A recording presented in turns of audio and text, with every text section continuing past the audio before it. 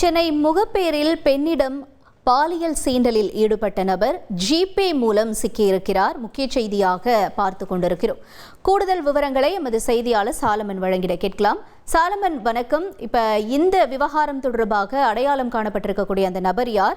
அவர் மீது எடுக்கப்பட்டிருக்கக்கூடிய நடவடிக்கை என்ன? முழு விவரங்கள்.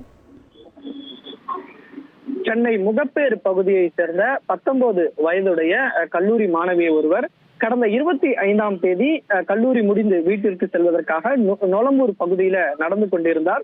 அப்போது பின்னால் இருசக்கர வாகனத்தில் வந்த ஒரு நபர் திடீரென அந்த இளம் பெண்ணிடம் பாலியல் சீண்டலில் ஈடுபட்டுவிட்டு தப்பிச் சென்றார்.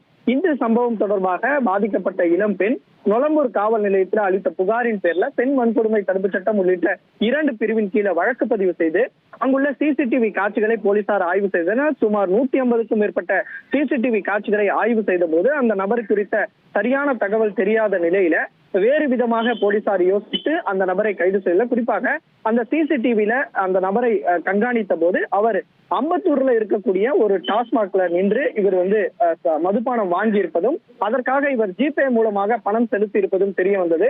இதனை அடுத்து அந்த ஜிபேல பணம் செலுத்திய நம்பரை அடிப்படையாக வைத்து அந்த பாலியல் சீண்டலில் ஈடுபட்ட நபரை கைது செய்தார். கைது செய்யப்பட்ட நபர் நீலாங்கரை பகுதியை சேர்ந்த சரத்பாபு என்பதும் தெரிய வந்தது.